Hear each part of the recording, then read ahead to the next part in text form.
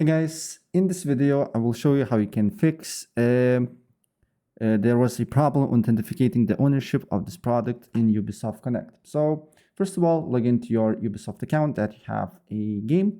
In my case, this game.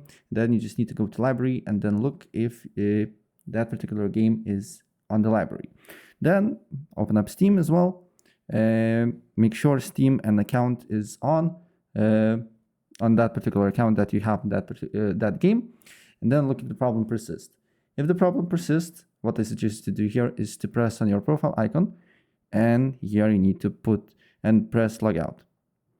Then we need to wait for a couple of seconds until logout, basically Ubisoft will get back. And then after put your credentials, press login again.